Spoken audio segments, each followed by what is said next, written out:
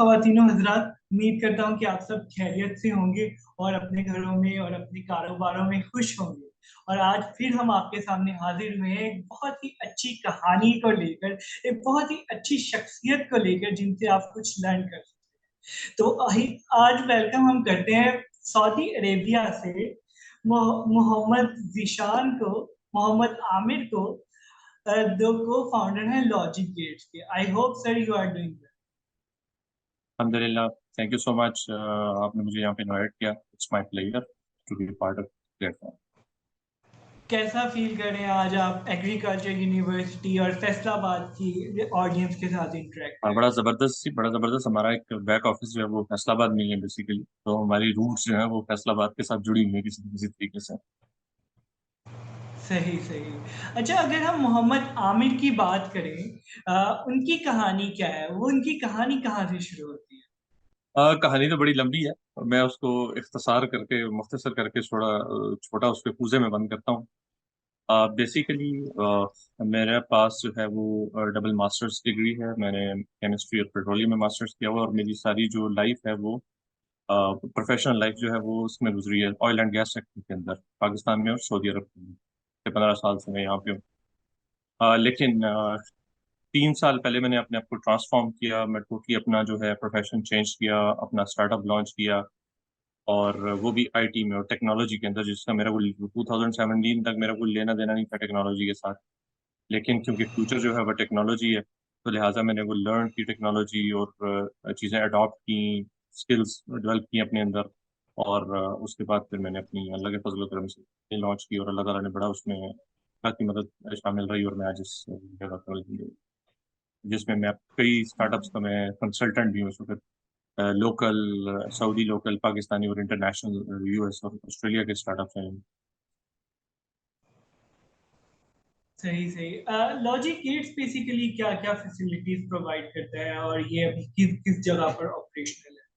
देखिए, logic gates basically, अच्छा, पहले पहले तो हमने लॉजिक गेट्स बनाई क्यों, क्या रीजन थी, क्या मतलब इसके पीछे स्टोरी क्या थी।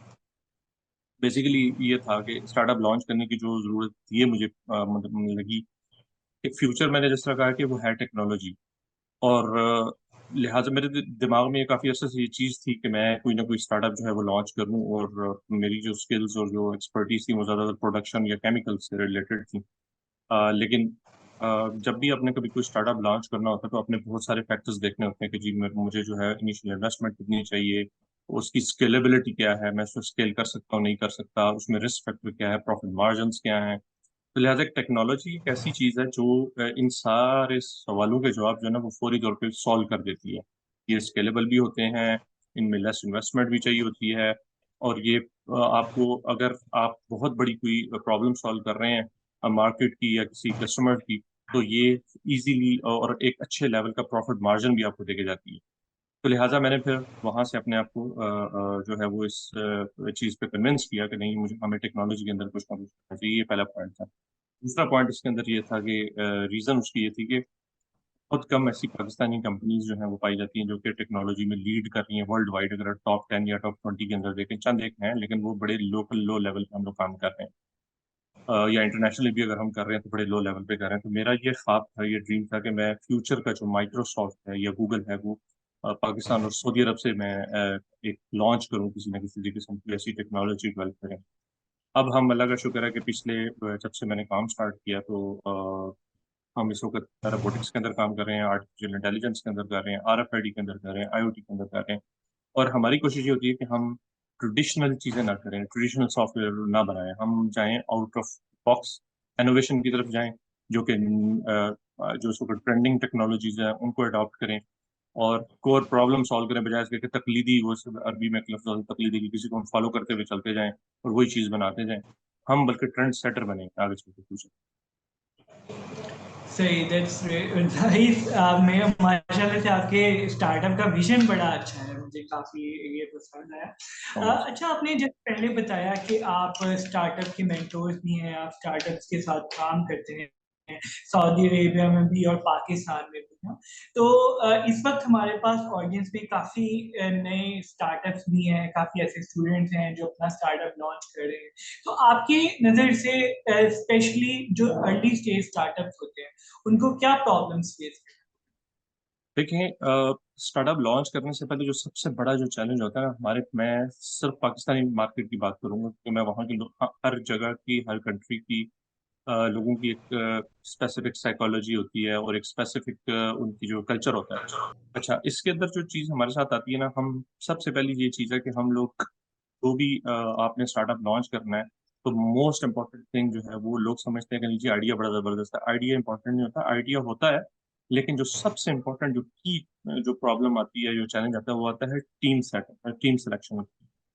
टीम अगर आपकी अच्छी है, तो आप अपने नॉर्मल स्टार्टअप को भी या नॉर्मल आइडिया को भी लेकर टॉप पे चले जाएंगे। और अगर टीम आपकी नॉर्मल है या पूरी टीम सिलेक्शन आपसे हो गई है, तो एक अच्छे आइडिया का भी बेड़ा गर्क हो जाएगा, ये बात पक्की हो। आप कभी भी इन्वेस्टर्स के पास जब जाते हैं अगर फंडिंग के लिए, तो सबसे ज्यादा जो फोकस उनका होता है वो टीम के ऊपर होता है कि जी टीम कौन है, इनकी क्या बैकग्राउंड, इनका क्या है, इनका क्या एक्सपर्टीज या एक्सपीरियंस है, क्योंकि they are investing on the team not on the ideas. तो आइडिया तो कोई भी बंदा वो उसको दे सकता है, लेकिन कौन उसको सक्सेसफुल आइडिया में कन्वर्ट करता है वो होती है टीम।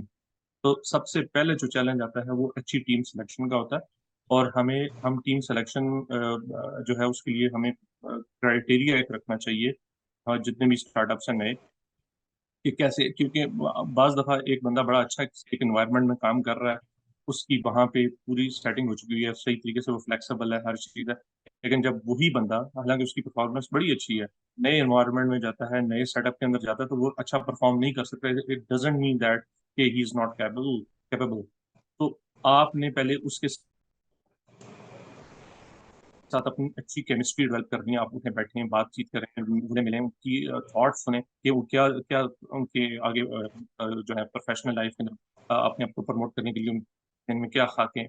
तो जब तक आप उन लोगों की केमिस्ट्री और आपकी केमिस्ट्री अच्छी मैच नहीं होती, आप अच्छी टीम डेवलप नहीं कर सकते, आप बार बार फेल होते रहेंगे, नया को फाउंडर लाएंगे, फिर स्टार्टअप लाएंगे, फिर फेल हो जाएंगे। तो लिहाजा सबसे पहले ना टीम सिलेक्शन के ऊपर जरूर जरूर फोकस। दूसरी ये चीज है कि आइडिया आइडिया देखें, बाज दफा एक आइडिया हम कॉपी करते हैं यूएसए से, हम कहते हैं यूएसए के स्टार्टअप ने $20 मिलियन की फंडिंग ले ली है, हम पाकिस्तान में करते हैं। हो सकता है कि वो पाकिस्तान की मार्केट में वो आइडिया फिट नहीं हो। आप अपना जो सर्कमस्टांसेस हैं आपके इर्द गिर्द, आप उनको देखें कि क्या ये आइडिया मार्केट फिट है या नहीं है। कभी भी किसी के पीछे भेड़ चाल के ऊपर ना चलें। आइडिया को पहले वैलिडेट करें, उसको एवेल्यूएट करें, मार्केट को एक्सेस करें, कस्टमर्स को मिलें, उनसे डिफरेंट तरीके होते हैं कि मैं उस प्री आइडिया स्टेज के ऊपर कैसे उसे एवेल्यूएट कर लूँ कि यार ये वाकई सक्सेसफुल है या नहीं, मैं कोई प्रॉब्लम सॉल्व करने जा रहा हूँ या नहीं। अमूमन जो प्रॉब्लम लोगों को होती है एंटरप्रेन्योर्स को, किसी आइडिया सिलेक्शन कैसे किया जाए, तो वो पूछते हैं कि यार आइडिया को अच्छा आइडिया दें।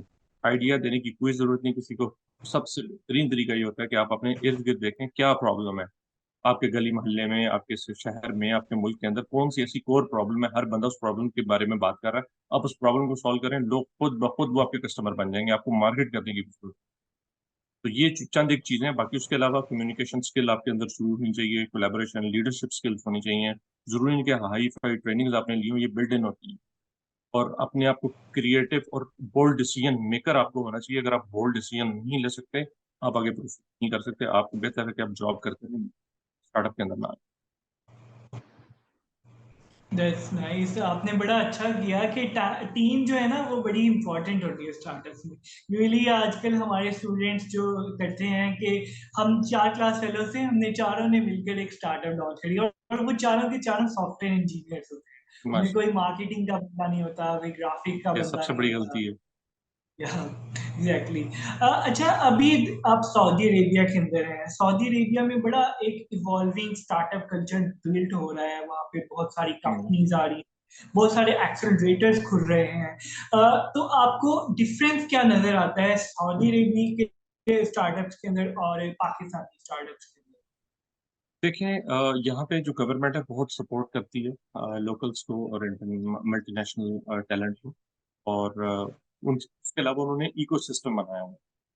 आपको खुद से अपने आप को किसी एक सांचे के अंदर ढालने की जरूरत नहीं पड़ती। आपका खुद ब खुद सारा इन्वायरमेंट एक रेडीमेड एनवायरनमेंट होता है। आपको एक अच्छा जो एंटरप्रेन्योर होना चाहिए। आपका जो डिसीजन मेकिंग और स्ट्रेटजीज मेकर होना चाहिए अपने स्टार्टअप के हवाले से। आपको ये सब देनी होती कि अच्छा यार मैंने लॉन्च करना, मैंने कहाँ जाना, क्या करना है। सिंगल वन विंडो प्लेटफॉर्म से आपके सारे ऑपरेशंस हो जाते हैं, आप उसको लेके चल। पाकिस्तान के अंदर डिफरेंट चैलेंज है हमारे साथ। हमारे सबसे बड़ा जो चैलेंज है वहाँ पे लोगों की बाइंग पावर बहुत कम है। तो लिहाजा एक आइडिया जो भी आप लॉन्च कर रहे होते हैं, तो आप किस किस टारगेट कस्टमर को, आप जो है वो कस्टमर को आप टारगेट कर रहे हैं, कौन है आपकी ऑडियंस, क्या उनकी बाइंग पावर है, अगर है तो फिर वो बड़े लिमिटेड नंबर हो जाते हैं आपके, और उसके अंदर फिर कंपटीशन बढ़ जाता है, दूसरा बंदा उसी चीज को लॉन्च कर लेता है। तो लिहाजा इन चीजों को देखते हुए हमें जो सबसे बड़ा प्रॉब्लम आता है कि जी हमने प्राइसिंग या जो बिजनेस मॉडल जो अपना बनाना है, तो पाकिस्तान का बिजनेस मॉडल डिफरेंट होगा, सऊदी अरब का जो बिजनेस मॉडल है वो डिफरेंट होगा, कि लोगों की वहाँ पे कैपेसिटी कैपेबिलिटी डिफरेंट है। फिर बहुत सारी ऐसी चीजें यहाँ पे लग्जरी जो सर्विसेज दे रही होती हैं वो बड़ी सक्सेसफुल होती हैं सऊदी अरब के अंदर, लेकिन पाकिस्तान के अंदर क्योंकि लोगों की जो बेसिक रिक्वायरमेंट्स हैं, अगर आप वो पूरे कर रहे हैं तो लोग खुशी से उस स्टार्टअप को अडॉप्ट कर लेंगे, वो अर्ली अडॉप्टर बन जाएंगे आपके। तो लिहाजा ये चंद एक चीजें हैं जो थोड़ा सा ये तंग करती हैं। उसके अलावा कुछ इश्यूज चैलेंजेस आते हैं हमें, जैसे कि मल्टीनेशनल कंपनीज के साथ या फॉरेन स्टार्टअप्स के साथ अपने वहाँ पे डील करना है, तो पेमेंट इंटीग्रेशंस के अंदर या इस तरह के चैलेंजेस होते हैं। तो ये है, बाकी तो इसके अलावा तो सारा कुछ वो सेम दैट्स मेंटेलिटी। अच्छा, अभी मैं रिसेंटली देख रहा था कि सऊदी अरेबिया के अंदर टेक्सटाइल्स भी लॉन्च हो गया है। बिल्कुल। या बिल्कुल नहीं, एंड सऊदी अरब बड़ा बहुत बहुत इसमें बड़े जबरदस्त इनिशिएटिव है इनके, डिजिटल ट्रांसफॉर्मेशन के हवाले से, स्टार्टअप्स के हवाले से, और गवर्नमेंट के अंदर जो भी नई जितनी भी पॉलिसीज बन रही हैं, उसमें सारी नई टेक्नोलॉजीज को जरूर उन्होंने एड्रेस किया हुआ है कि कैसे इसको हमने अडॉप्ट करना है, कैसे इनको सपोर्ट करना है। तो ये बड़ी तेजी से उस तरफ आगे जा रहे हैं। और नेक्स्ट मेरा ख्याल है कि जो नेक्स्ट अगर स्टार्टअप हब जो है वो हम अगर सऊदी अरब हो गए, तो मेरा ख्याल है कि उसमें कोई मसाका नहीं है, और ये नियर फ्यूचर में इंशाल्लाह मेरा ख्याल है कि ये उस पहुंच जाएंगे। या एग्जैक्टली एग्जैक्टली, और मैंने टेक्सटाइल की बात इसलिए की कि हम सितंबर के अंदर टेक्सटाइल स्टार्टअप वीकेंड जो है वो फैसलाबाद के अंदर ऑर्गेनाइज कर इंशाल्लाह जबरदस्त। रहे हैं। ये पाकिस्तान के अच्छा। अंदर इस चीज की कमी है थोड़ी सी, हमें इस तरह की ना, असल में हम लोग यहाँ पे कोई ना कोई गाहे बगाहे सऊदी अरब के अंदर हम लोग कोई इस तरह की एक्टिविटी करते रहते हैं कि जिससे हम अपना नॉलेज शेयर करें, लोग हमसे, लोग एक दूसरे को मिलें मिलें सीखें। पाकिस्तान के अंदर क्या होता है कि हमारे पास कोई एक आइडिया ना, तो वो बस वो जिस तरह वो मुर्गी होती है, वो तो चूजे होते हैं ना, वो एक दाना जिसके मुंह में होता है वो लेके भाग रहा होता है, बाकी उसके पीछे भाग रहे होते हैं। हम वो शेयरिंग मॉडल पे नहीं हम आते। तो आप शेयर करें किसी के साथ। अमूमन लोग कहते हैं कि जी हम अगर किसी को अपना आइडिया बताएंगे तो लोग आइडिया चोरी कर लेंगे। तो मैं उन्हें कहता हूँ कि देखो, बंदा आइडिया चोरी कर सकता है लेकिन आपका पैशन चोरी नहीं कर सकता। आप पैशनेटेड हो, आपके पास एक डेडिकेशन है अपने स्टार्टअप के लिए, आपके साथ कोई उसके इमोशनल एसोसिएशन है उसके लिए जो आपने स्टार्ट किया। हर बंदे की तो वो मेंटेलिटी नहीं है जो आपकी है।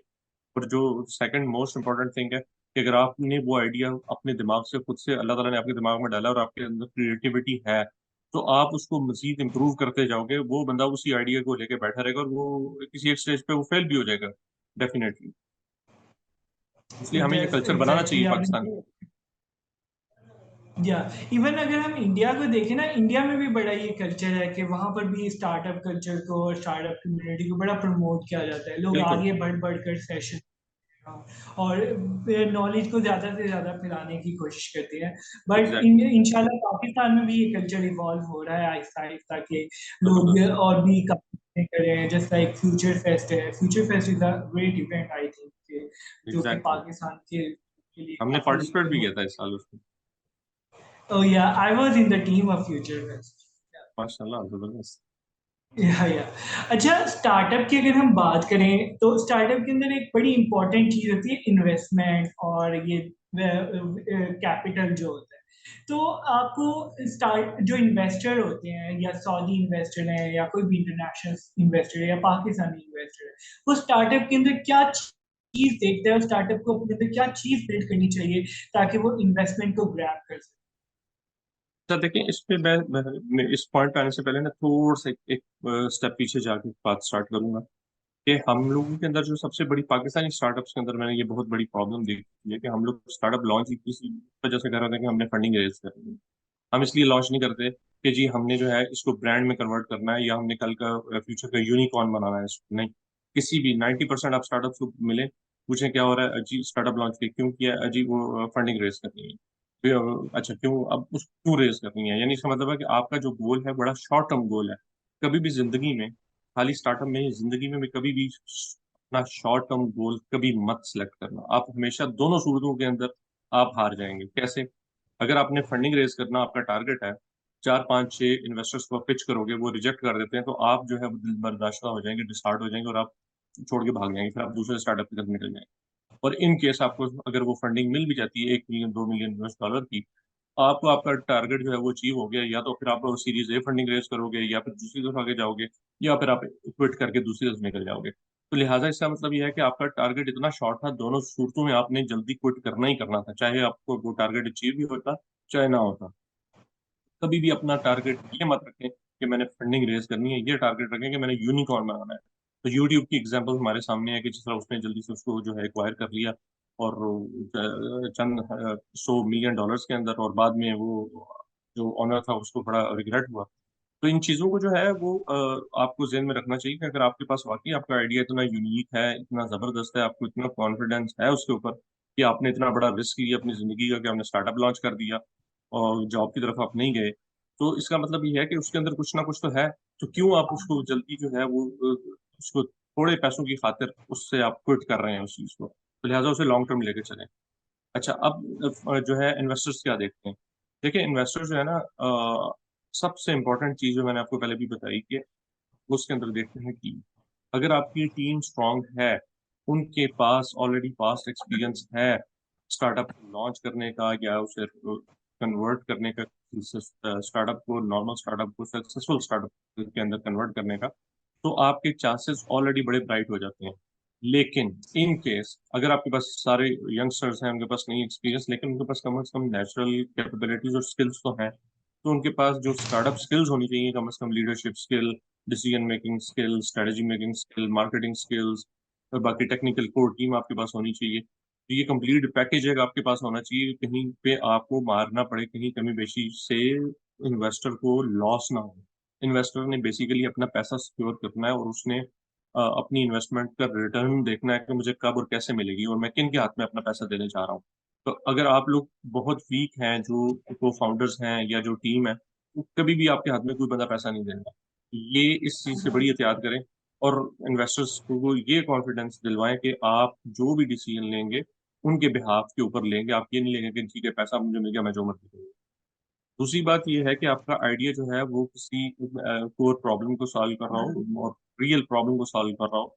ये नहीं हो कि जी बस ठीक है, मैंने एक आइडिया मेरे दिमाग में आया था मैंने लॉन्च कर दिया। नहीं, वो सबसे पहले ये देखेंगे कि वाकई अपनी किसी प्रॉब्लम को सॉल्व किया या नहीं। उसके बाद जो तीसरी इंपॉर्टेंट चीज़ है वो है मार्केट साइज या मार्केट फिट। तो प्रोडक्ट वाकई मार्केट फिट है, मार्केट साइज भी उतना है कि नहीं है, उसका डिमांड है या नहीं है।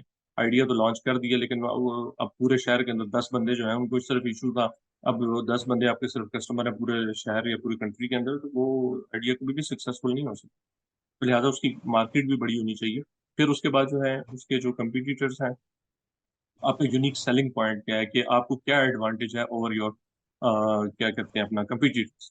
तो ये चीजें आपके पास होनी चाहिए, प्लस आपके पास मार्केट की पूरी नॉलेज और इन्फॉर्मेशन अगर है, तो ये बेसिक चीजें, बाकी तो बिल्कुल बेसिक चीजें, फाइनेंशियल्स और ये और वो और ग्रोथ स्ट्रेटजीज, वो साथ साथ चलती रहती हैं। वो लोअर एंड के ऊपर आ जाती हैं, प्रायोरिटी के ऊपर, जब आपको उन्हें वैल्यूएट करना हो।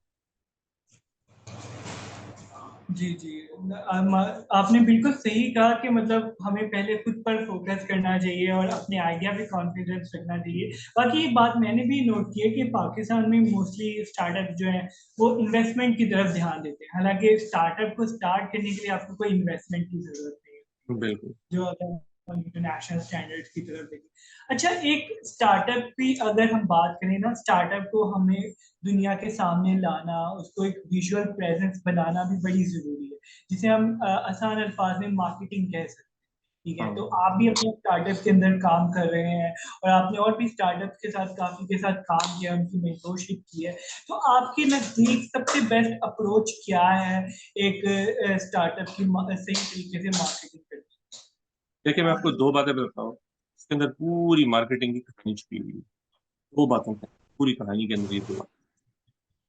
मुझे यहाँ पे भी अक्सर, मैं जब यूनिवर्सिटीज में जाता हूँ एज अ स्पीकर, इनवाइट करती हैं लोकल यूनिवर्सिटीज सऊदी अरब में। मैं एक दफ़ा किसी बच्चे ने पूछा कि जी मार्केटिंग की कोई टिप दें। मैंने उसे बताया कि देखो, मार्केटिंग मैंने सीखी कहाँ से। मैंने मार्केटिंग सीखी पाकिस्तान में बसों के अंदर फट्टी और चूरन बेचने वाले।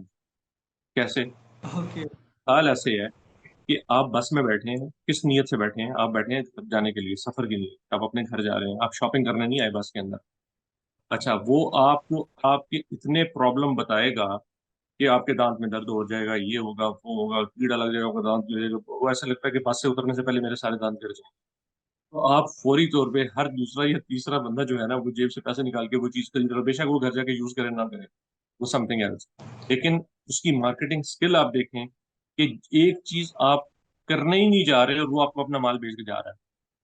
तो लिहाजा आपको सबसे पहले कस्टमर के पास जब आपने जाना है, आपने अपने प्रोडक्ट के फीचर नहीं बताने। कोई फायदा नहीं, बताएं, आप जरूर बताएं उसको, लेकिन फोकस आपने रखना है क्लाइंट। आप क्लाइंट बन के सोचें कि उसकी प्रॉब्लम क्या है, उसको उसके प्रॉब्लम बताएं। कि हो सकता है कि बाज दफा आप एक चीज आप यूज टू हो चुके हैं, पिछले 20 सालों से आप एक कारोबार कर रहे हैं, काम कर रहे हैं, आपकी फैक्ट्री है, या आप किसी बिजनेस के अंदर है। आपने कभी ये सोचा ही नहीं कि यार मैं अगर ये वाली चीज कर लूँ तो हो सकता है कि मेरा प्रॉफिट मार्जिन बढ़ जाए या मेरे लॉसेस कम हो जाए। आपने तो कभी उसके ऊपर काम नहीं किया। लेकिन अगर आप as a third eye, as a seller, आप स्टार्टअप उसके पास जाते हैं और उसको बताते हैं कि देखें आप ये चीज करें, या ये वाला सॉफ्टवेयर आप यूज कर लें, या मेरा फाइनेंशियल स्टेटमेंट या फाइनेंशियल ईआरपी आप यूज कर लें फाइनेंस का, तो ये एआई बेस्ड है। आपको आपकी जितनी भी क्लैरिटीज हैं, टैक्सेस हैं ऑन टाइम, आपको कोई उसके ऊपर कोई क्या कहते हैं पेनल्टीज नहीं पड़ेंगी गवर्नमेंट की, हर चीज ऑन टाइम हो रही होगी। ये डैशबोर्ड आपको बताएगा कि जी के पास कितना बर्न आउट है और क्या रेट है, कहाँ पे आपका जो है वो पैसा जाया हो रहा है। तो वो सोचेगा जरूर, वो जरूर अडॉप्ट करेगा। लेकिन अगर मैं जाते साथ कह दूं जी अच्छा मेरे पास एक सॉफ्टवेयर है, अच्छा इसमें ये फीचर है, इसमें ये फीचर है, वो कहेगा भाई मैं क्या करूं, मुझे मेरा फीचर बताओ। इन्वेस्टमेंट जो है, जब इन्वेस्ट जो जो कस्टमर होता है ना, कस्टमर बेसिकली चंद चीजों पे फोकस कर रहा होता है कि यार देखो मुझे उसका क्या बेनिफिट है, मेरी कौन सी प्रॉब्लम आप सॉल्व कर रहे हैं, कहाँ से मुझे फाइनेंशियल बेनिफिट उसके अंदर कहाँ से आ रहा है, मैं कहाँ से पैसा बचा सकता हूँ, या मैं कहाँ से अपना प्रॉफिट मार्जिन इंक्रीज कर सकता हूँ, या कहाँ से मैं अपनी मैन पावर को मैक्सिमम यूटिलाइजेशन कर सकता हूँ, या मशीन को ऑप्टिमाइज कर सकता हूँ कैसे। तो जब आप ये चीजों में फोकस रखेंगे तो हो सकता है वो कस्टमर ना हो बनने बनना चाहे, उसके बावजूद वो आपका कस्टमर बन जाएगा जब आप उसकी प्रॉब्लम बताता हूँ। मैं आपको एक एग्जांपल देता हूँ। आपके घर में 3 गाड़ियां खड़ी हैं, मर्सिडीज भी है आपके पास बीएमडब्ल्यू, आपके पास करोला खड़ी है, और मैं जो है वो एक साइकिल लेकर आता हूँ, और साइकिल मैंने आपको लिया को 5,000 रुपए का, और मैं आपको कहता हूँ जी ये मैं आपको 500 रुपए में देने को तैयार हूँ। आप कहो भाई मुझे इसकी क्या जरूरत है, मैं क्यों लूं साइकिल 500 रुपए की? आप बिल्कुल मेरा वो साइकिल कोई बंदा नहीं खरीदेगा जिसके घर में 3 गाड़ियां खड़ी हैं। अच्छा, अब वही बंदा कहीं ट्रैवल करता है और सहरा में या जंगल में रात का टाइम है और उसकी गाड़ी खराब हो जाती है, और वही एक साइकिल वाला बंदा पीछे से आराम से आ रहा होता है, और वो बंदा उसको कहता है भाई मुझे यहाँ से मेरे घर तक तुम छोड़ दो। वो बंदा अगर आप उसे 1 करोड़ भी मांगेंगे उस वक्त, तो वो 1 करोड़ आपको दे के जाने को तैयार हो जाए, क्योंकि आप उसकी कोर प्रॉब्लम सॉल्व कर रहे हैं। अब इसमें एक एग्जांपल थोड़ी और डाल लेते हैं। अब एक साइकिल वाला उधर आ गया और एक जो है वो रिक्शे वाला उधर आ गया, या मोटरसाइकिल वाला आ गया। तो लिहाजा वो किसको प्रेफर करेगा? मोटरसाइकिल वाला बेशक उससे ज्यादा भी पैसे मांगेगा तो वो उसके पास जाएगा, क्योंकि वो क्विकली उसकी प्रॉब्लम सॉल्व कर रहा है। तो लिहाजा ये जो चीजें हैं ना, इन जो हमारी नॉर्मल लाइफ के अंदर जो चीजें जारी होती हैं, इन्हीं थ्योरीज को आप अगर अडॉप्ट करते हुए, कस्टमर की साइकोलॉजी को समझते हुए अगर आप अपनी मार्केटिंग स्ट्रेटजी प्लान करते हैं, तो खुद ब खुद लोग आपके पास आएंगे, आपको किसके पास जाने की जरूरत नहीं है। और मार्केटिंग इज द की। किसी किसी सक्सेसफुल स्टार्टअप के अंदर प्रोडक्ट इज नॉट अ की, idea is not a the key is the marketing. क्यों? आपके घर में सोना है, सोने की कान खुल गई है, आपके पास कोई टनों के हिसाब से सोना पड़ा हुआ है, और अगर आप मार्केटिंग नहीं कर रहे तो किसको क्या पता चलेगा कि आपके घर में सोना जो आप मैं जाके आपसे परचेज करूंगा, और सारी जिंदगी बंदा जो फकीर ही मरेगा अगर वो अपने गोल्ड की भी वो मार्केटिंग करने की कैपेबिलिटी नहीं है। इसी तरह अगर एक बंदा उसके वो रेत का कारोबार करता है, तो अगर अच्छी मार्केटिंग करता है तो उससे मिलियंस कमा सकता है। तो मुझे किसी सऊदी बच्चे ने पूछा कि रेत से कैसे कमा मिलियन डॉलर कमा सकता है। तो मैंने उसको एग्जांपल दी, मैंने कहा तुम ये बताओ तुम कहाँ पे रहते हो? कहते जी घर पे। मगर घर किस चीज से बना है? कह रहा है ईंटों से, और ईंटों, मैंने कहा ईंटें कैसे जुड़ी हैं? कह रहा है सीमेंट से। तो मैं कहा सीमेंट में क्या डाला था? कह रहा है रेत और सीमेंट। तो मैं कहा वो रेत किसी ने बेची होगी, किसी ने खरीदी होगी, तो बिजनेस किया होगा किसी ने। तो जिसने बेची है उसने डेफिनेटली अपनी मार्केटिंग की होगी, तो वो बिकी। अच्छा सर, अगर आपके एक्सपीरियंस की बात करें, you have a great experiences in VX, RFID and these type of technologies ना, आपको क्या लगता है कि स्टार्टअप्स को इनमें किस तरह से पार्टिसिपेट करना चाहिए, और ये सारी टेक्नोलॉजीज जो है इंडस्ट्री को किस तरह से रेवोल्यूशनाइज कर सकती हैं आने वाले दौर में?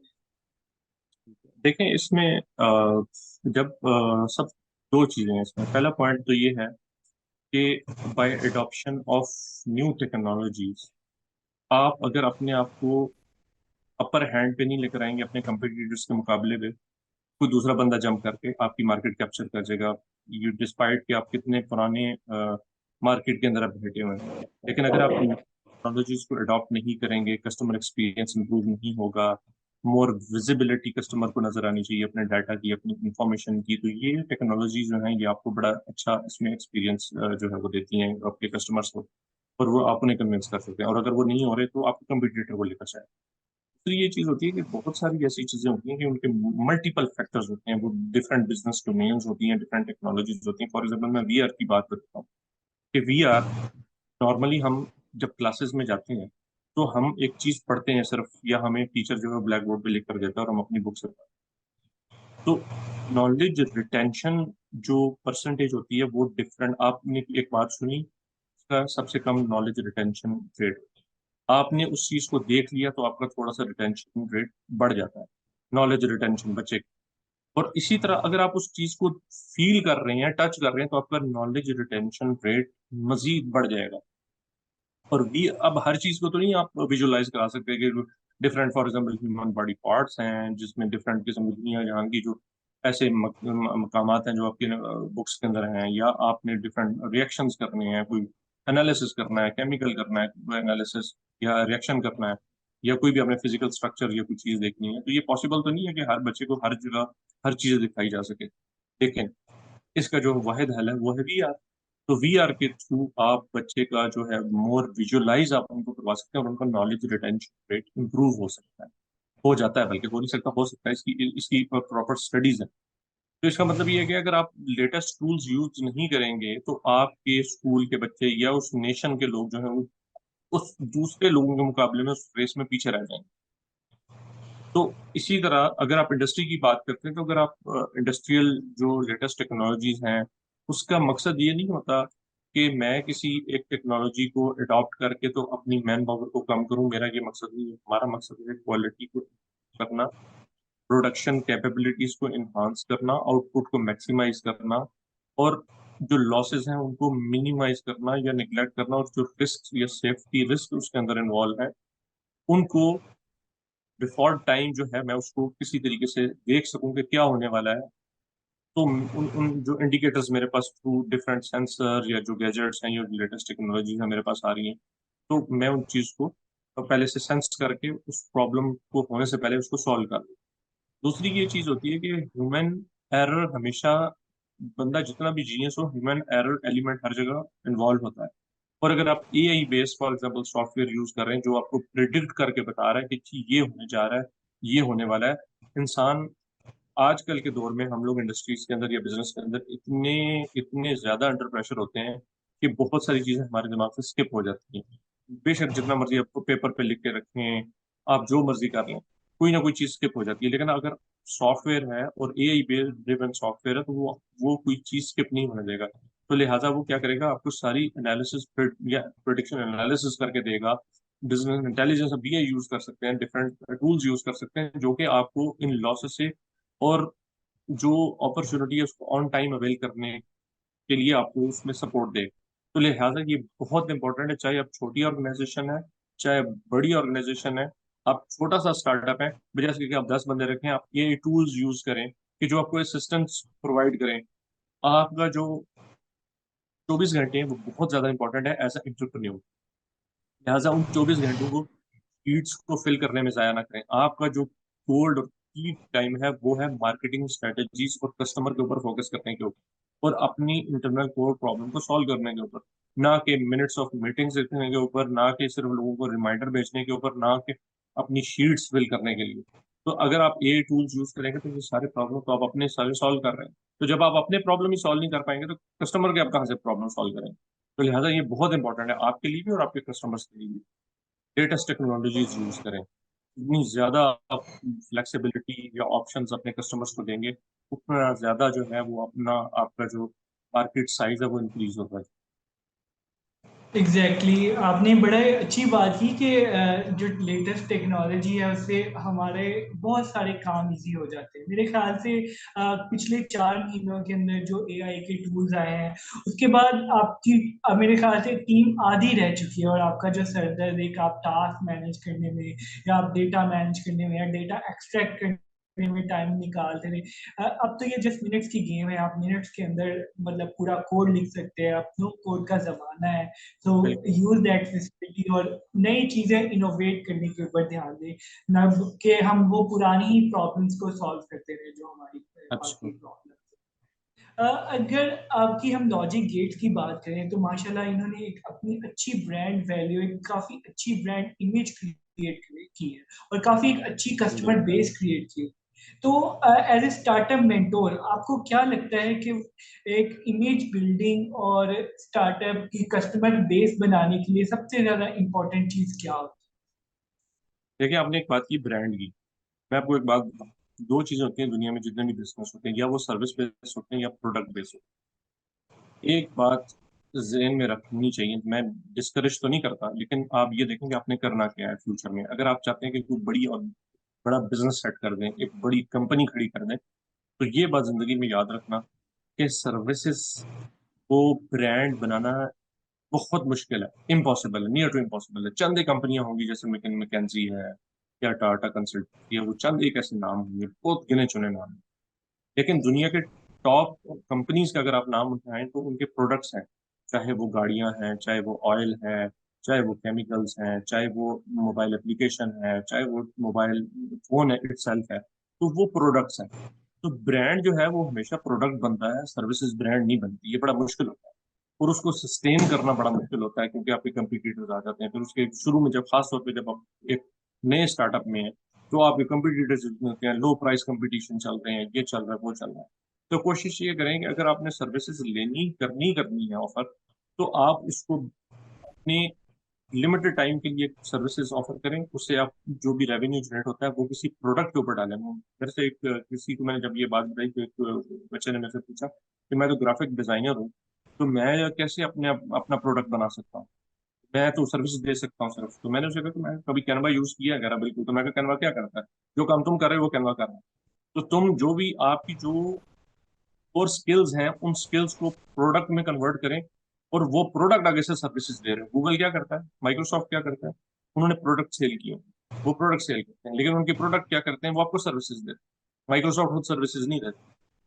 ठीक है, माइक्रोसॉफ्ट में कभी आपने कोई चीज टाइप करनी है तो माइक्रोसॉफ्ट को मेल करते हैं, भाई मुझे ये चीज माइक्रोसॉफ्ट वर्ड में बना के दो। नहीं, वही चीज आप अपना माइक्रोसॉफ्ट वर्ड या एक्सेल कर अपनी स्किल्स को या अपनी एक्सपर्टीज को प्रोडक्ट में कन्वर्ट करें, और वो प्रोडक्ट आगे से वो आपकी सर्विसेज दे रहे हैं।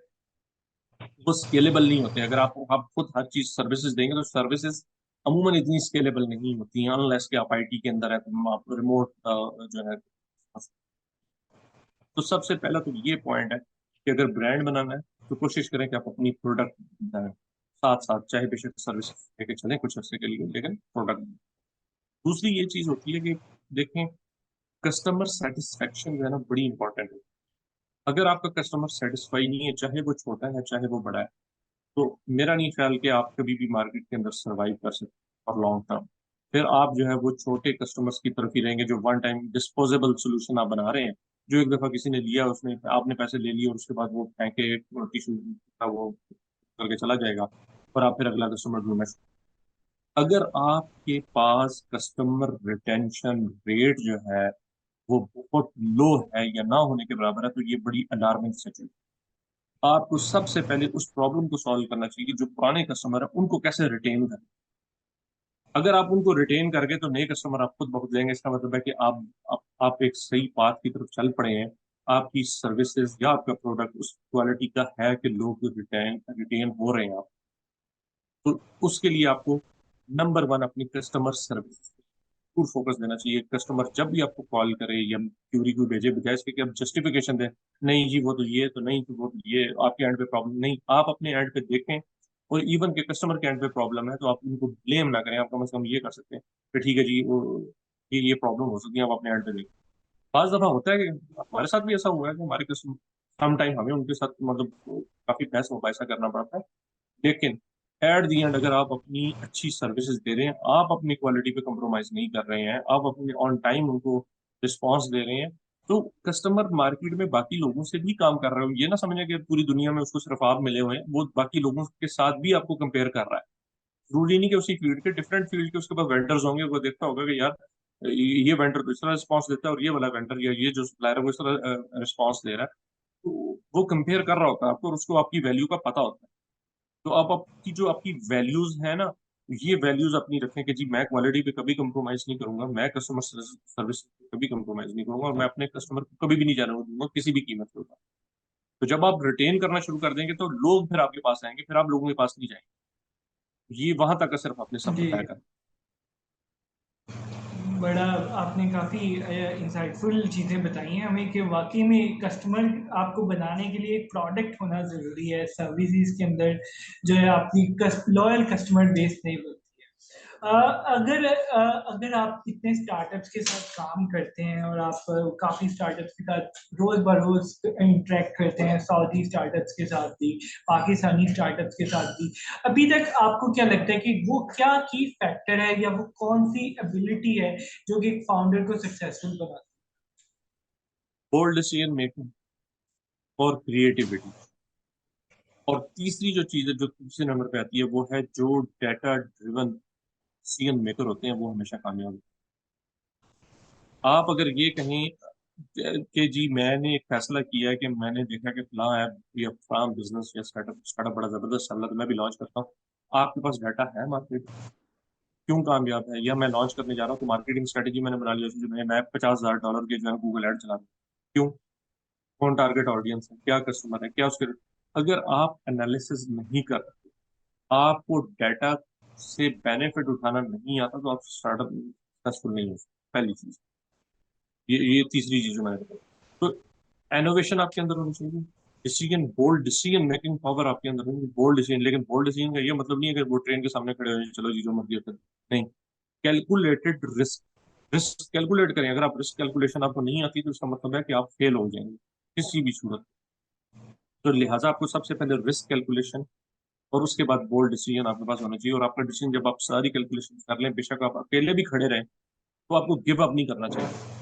ये जितने भी सक्सेसफुल लोग हैं ना, हम स्टोरी सुनते हैं एलन मस्क की और ये जो जैक मा और ये वो, हम स्टोरियां सुन रहे थे कि यार वो जिंदगी उनकी हो जाए, वो साइकिलों पे गुजरी या फलां जगह पे गुजरी और उन्होंने इस तरह किया तो फलां ने ये किया, मोटिवेशनल स्टोरियां बनी हुई हैं उनकी। तो ये मोटिवेशनल स्टोरी जो है ना, वो इस चक्की में से गुजर के बनी हुई है जिनमें से आप गुजर रहे हैं।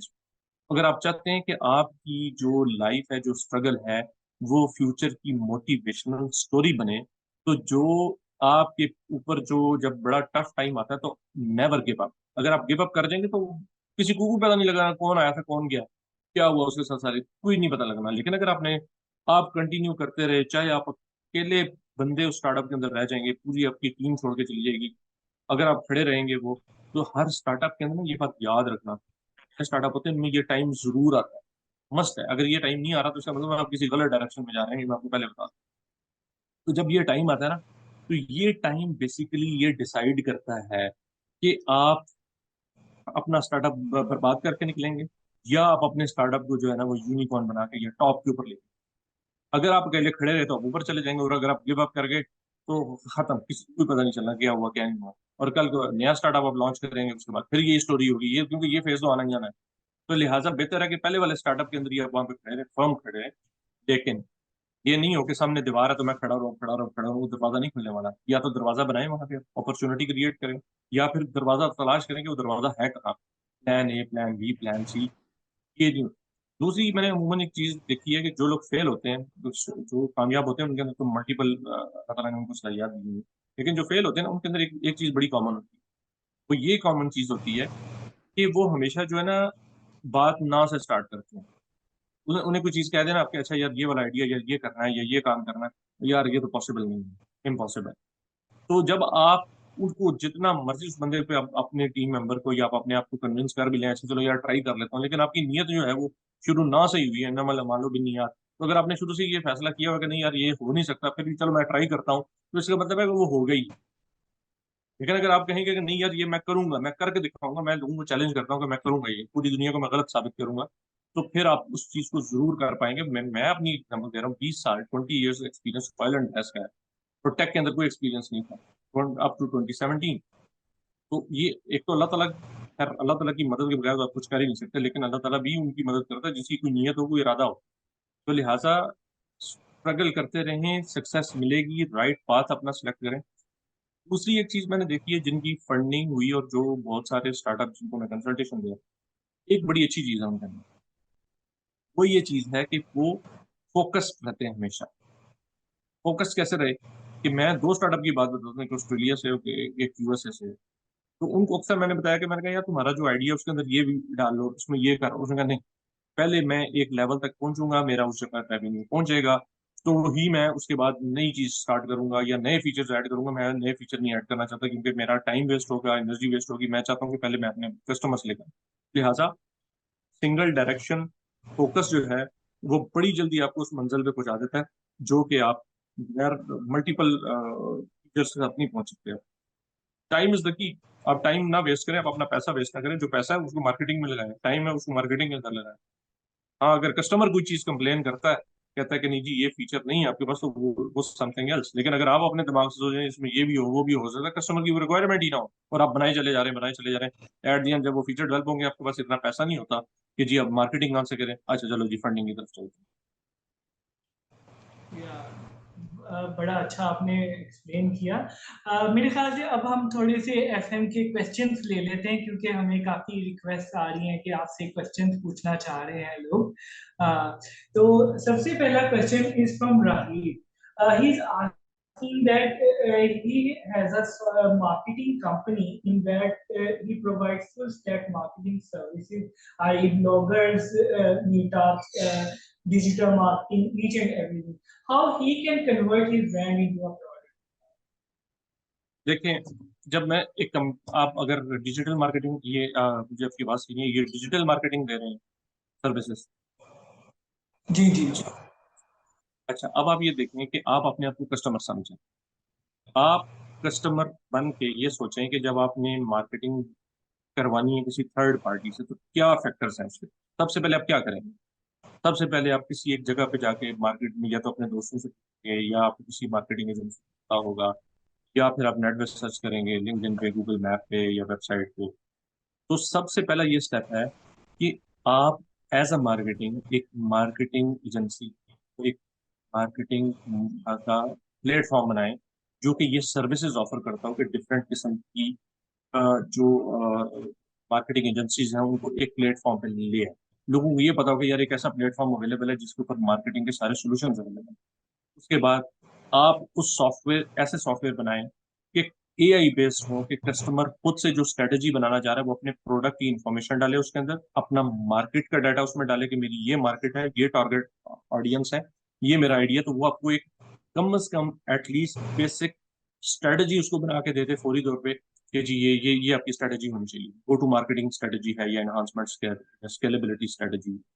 उसके अलावा उसके अंदर डिफरेंट सर्विसेज होती है मार्केटिंग के अंदर, जैसे पोस्ट क्रिएशन है, कंटेंट राइटिंग है, ग्राफिक डिजाइनिंग है। अगर आप ये सारे टूल्स एक प्लेटफॉर्म से देना शुरू कर दें जो आपकी कंपनी दे रही है, तो आपको 8 घंटे काम करने की जरूरत नहीं है।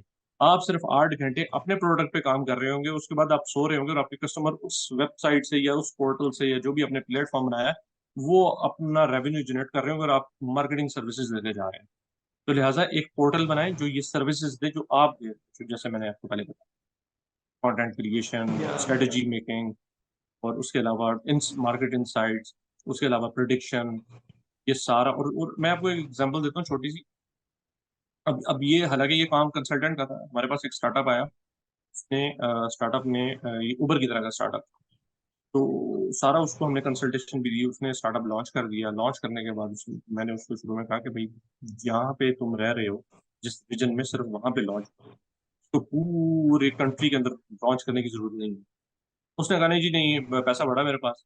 और दूसरी बात यह है कि अगर मैं एक जगह पे लॉन्च करूंगा तो लोग मेरा आइडिया चोरी कर लेंगे, तो लिहाजा मुझे अपनी जो है यहाँ पे एकदम पूरे मुल्क में लॉन्च करना है। खैर उसने नहीं सुनी, उसने लॉन्च कर दिया। लॉन्च करने के बाद क्या हुआ कि किसी शहर से जो है पैसेंजर आ रहे हैं, किसी शहर से ड्राइवर आ रहे हैं। अब वो ड्राइवर एक शहर से जैसे बुकिंग कर रहा है फैसलाबाद से, और अपना पैसेंजर जो है फैसलाबाद में बैठा हुआ है, ड्राइवर लाहौर में बैठा हुआ है, जी मुझे यहाँ से यहाँ जाना है, घंटा घर से मुझे स्टेशन जाना है। वो लाहौर से ड्राइवर तो नहीं आएगा। तो लिहाजा रिक्वेस्ट उसके पास इतनी आनी शुरू हो गई, सिस्टम में रिक्वेस्ट तो आ रही है लेकिन कंप्लीटेड नहीं, और कंप्लीट नहीं हो रही, राइड में कन्वर्ट नहीं हो रही है, रेवेन्यू में कन्वर्ट नहीं। फिर वापस आया मेरे पास, उसने कहा जी आप क्या करेंगे, तो ये मसला खड़ा हो गया कि ड्राइवर कहीं और है। मैंने उसे कहा कि देखो तुम जब तक, जो मेरी पहली ओपिनियन थी, पहले तो एक रीजन में आओ। अच्छा, अब रीजन को कैसे हमने सेलेक्ट करना है? देखिए ये मार्केटिंग का काम है। ये अगर आप अपने टूल्स अपने कस्टमर को देंगे तो वो कैसे नहीं वो आपकी बजाय आपके सिस्टम से वो बेनिफिट उठा रहे होंगे। तो मैंने उसको ये कहा कि हम सबसे पहले एनालिसिस ये करते हैं कि तुम्हारे पास कितनी रिक्वेस्ट आ रही है जिसपे हम ये कह रहे हैं कि जी ड्राइवर अवेलेबल नहीं है शहर के अंदर। तो हमने वो सारी रिक्वेस्ट को कलेक्ट की। उसमें देखा जी फॉर एग्जाम्पल फैसलाबाद से 1,000 रिक्वेस्ट डेली आ रही हैं, लाहौर से 10,000 आ रही हैं, कराची से 50,000 आ रही हैं। तो आपको ये पता लग गया कि सबसे ज्यादा डिमांड किस शहर के अंदर है। तो आप बाकी शहरों को छोड़ दें, आप 50,000 वाले पर जाएं। अब आप 50,000 वाले के अंदर चले गए, उसको फर्दर आप ब्रेक डाउन करें कि कौन सा ऐसा, कराची तो बहुत बड़ा है, अब ये तो नहीं हो सकता कराची के एक कोने से दूसरे कोने में 5 रियाल की 5 रुपए की राइड करने के लिए मैं वहां से आके आपको जो है वो 50 रुपए का फ्यूल अपना बर्न करूंगा मैं। तो लिहाजा हमने ये देखा कि हमने उसको डाटा ये प्रोवाइड किया कि किस टाउन के अंदर या किस स्ट्रीट के अंदर रिक्वेस्ट जो है वो उस पूरे शहर के अंदर सबसे ज्यादा आ रही है। और फिर उसको फर्दर डिवाइड किया किस टाइम के अंदर सबसे ज्यादा रिक्वेस्ट आ रही है, कि सुबह 8 से 9, 9 से 10, 10 से 11। तो जब ये सारा डाटा आ गया तो फिर उसने स्पेसिफिक मार्केटिंग क्या की कि जी हमें कराची में बल्दिया टाउन में सुबह 8 से लेकर 10 बजे तक ड्राइवरों की अशद जरूरत है, हमारे पास रिक्वेस्ट है ऑलरेडी, तो लिहाजा हमें ड्राइवर चाहिए। तो बजाय इसके कि वही बजट आप पूरे मुल्क में लगा रहे हो, तब सिर्फ बल्दिया टाउन के अंदर या किसी एक जगह, स्पेसिफिक जगह के ऊपर आपने अपना बजट लगा के मार्केटिंग के जो आपके जो रिजल्ट्स हैं आपने ले गेन कर लिया। अब ये किसने किया? ये सॉफ्टवेयर, आइडिया हमने दिया और सॉफ्टवेयर में सारी चीजें डाल दी। अब सॉफ्टवेयर ये डिसीजन ले रहा है। तो ये जो चीजें किस तरह टूल्स को कन्वर्ट कर। नहीं, आपने काफी काफी अच्छा उन्हें आइडिया दे दिया है। मैं तो खुद सोच रहा हूँ कि मैं भी इस तरह का कोई प्रोडक्ट डिजाइन करूँ अभी। बिल्कुल, व्हाई नॉट।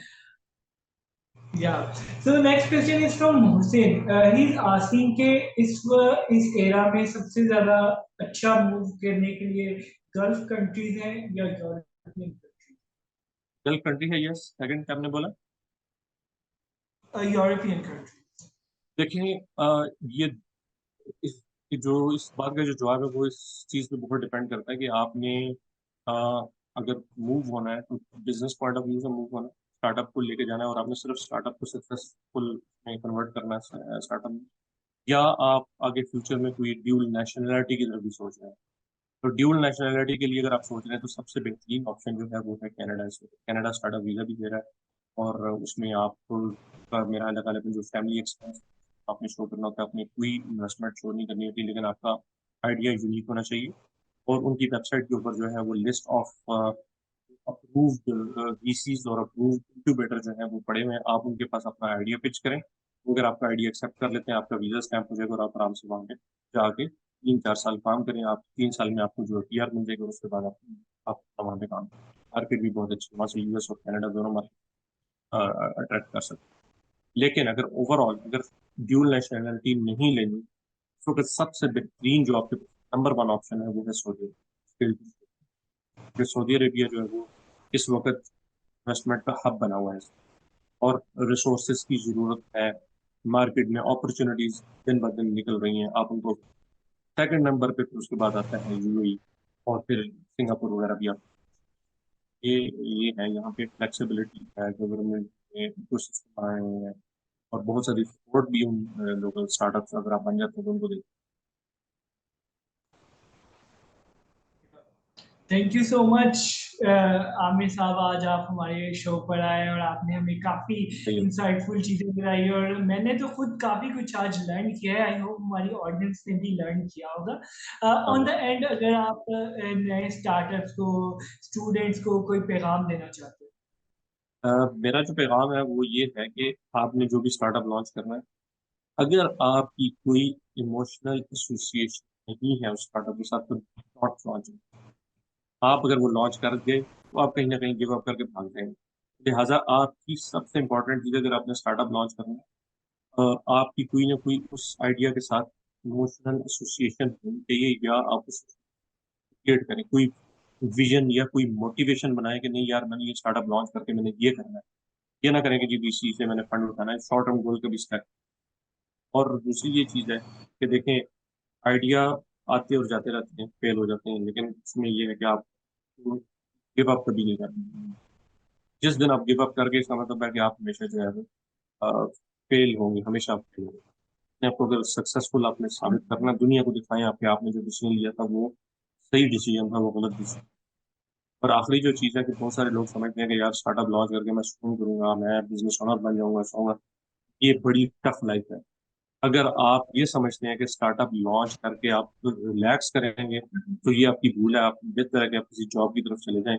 आप ये स्टार्टअप की तरफ कभी भी मत आना। स्टार्टअप जो है वो स्ट्रगल का नाम है, कंटिन्यूस स्ट्रगल का नाम है। वो एक टेम्परेरी स्ट्रगल नहीं है, वो कंटिन्यूस स्ट्रगल। लिहाजा ये चीज सोच के आइएगा कि आपको स्ट्रगल करनी पड़ेगी। एग्जैक्टली ये चीज़ें मैं भी रिलेट कर रहा हूँ कि जॉब में जॉब कर रहा था तो एटलीस्ट हमें वीकेंड की छुट्टी होती थी, लेकिन जब से स्टार्टअप में आए आपकी वीकेंड की भी नहीं छुट्टी होती ना। आपका 6 बजे के बाद ऑफ है, कभी आप 11 बजे रात को मीटिंग कर रहे होते हैं, ऐसे ही। तब भी आप सारी सारी रात भी कभी कभी जाग रहे होते हैं। बिल्कुल। Thank you so much for joining us. आखिर में ना हमारे शो की रिवायत है, वो रिवायत हम हर गेस्ट के साथ पूरी करते हैं। आपको पता है आजकल पाकिस्तान में एक लड़ाई चल रही है कि who will be the prime minister of Pakistan, who will be the prime minister of Pakistan. तो अगर आपको एक दिन के लिए पाकिस्तान का प्राइम मिनिस्टर बना दिया जाए तो आप क्या करेंगे? देखिए, सबसे पहले मैं ये करूंगा कि पाकिस्तान, असल में हमें ये समझने की जरूरत है कि पाकिस्तान की कोर प्रॉब्लम है। ठीक है। अगर मैं, कोई कहता है जी कानून, कोई कहता है एजुकेशन, कोई कहता है पॉवर्टी, गुर्बत, लेकिन इन सारे प्रॉब्लम को सॉल्व करने के लिए, या बिजली, इन सारे प्रॉब्लम को सॉल्व करने के लिए क्या चाहिए? पैसा। और पैसा अब आपको अगर चाहिए तो आप अपनी अगर इकोनॉमी ठीक करते हैं तो कम से कम आपको 5 से 10 साल मिनिमम, यानी बहुत भी अर्लीस्ट अगर आपने किया तो इतना टाइम तो आपको लगेगा ही लगेगा, कम अज कम। यानी बाकी तो तो सबसे पहले हमें ये करना चाहिए। देखें, मैं आपको बता रहा हूँ कि मैंने ऑयल एंड गैस है ना, कि सबसे highest paid sector oil and gas होता है। मैंने वहां से छोड़ के टेक्नोलॉजी अडॉप्ट की, क्योंकि टेक्नोलॉजी एक ऐसी चीज है, IT सेक्टर एक ऐसा चीज, एक ऐसी चीज है जो कि आपको क्विक रेवेन्यूज दे सकती है, और ये जरूरत है दुनिया की। हम बाज दफा कहते हैं ना कि यार फलां मुल्क, अरब मुल्क बड़े अमीर हैं क्योंकि उनके पास नेचुरल रिसोर्सेज हैं, ऑयल एंड गैस है। लेकिन आप क्या, दुनिया में सबसे बड़ी जो टॉप ऑर्गेनाइजेशंस हैं, एप्पल देख लें, फलां देख लें, मिलियन बिलियन ट्रिलियन डॉलर की जो इकोनॉमीज हैं, तो वो इस वक्त टेक कंपनीज हैं। तो क्या टेक जो है वो कहीं जमीन से निकली है उनके मुल्क के अंदर? नहीं निकली। ये एक स्किल है, ये एक इकोसिस्टम है, ये एक पॉलिसी का नतीजा है। तो लिहाजा मैं सबसे पहले IT सेक्टर को प्रमोट, क्योंकि IT सेक्टर आपके सारे कोर प्रॉब्लम, जब आपके पास पैसा आ जाएगा तो आप राइट डिसीजंस ले सकते हैं, आप एजुकेशन फ्री प्रोवाइड कर सकते हैं, आप बिजली फ्री प्रोवाइड कर सकते हैं, आपकी इंडस्ट्री मूव हो सकती है। तो लिहाजा ये सबसे, किसी को भी आना चाहिए, मैं जरूरी नहीं मैं आऊँ या ना आऊँ, लेकिन जो भी आए कम से कम ये एक ऐसी एक चाबी है कि जो सारे मुश्किलात से एज सुन एज पॉसिबल इनको निकाल सके। हमारी इकोनॉमी, पूरी हमारा जो इकोनॉमी सिस्टम है पूरे साल का, और उसमें एप्पल का आप देख लें, सिर्फ एप्पल एक सिंगल एक कंपनी है और हम पूरा मुल्क है। तो कहाँ पे हम खड़े हैं? तो एक सिर्फ एक टेक्नोलॉजी कंपनी अगर हमारी उस लेवल की भी खड़ी हो जाती है, उसके हाफ लेवल की भी खड़ी हो जाती है, तो हमारे सारे प्रॉब्लम सॉल्व हो जाएंगे। Yeah. Thank you so much for giving us such an insightful and such an amazing podcast. आज काफी कुछ मैंने तो सीखा, हमारी ऑडियंस ने भी सीखा होगा, और इंशाल्लाह। हमारी ऑडियंस का शुक्रिया आज हमें सुना, आज उन्होंने हमें देखा। Thank you guys for listening to us. Stay tuned. अल्लाह हाफिज और अपना ख्याल रखें।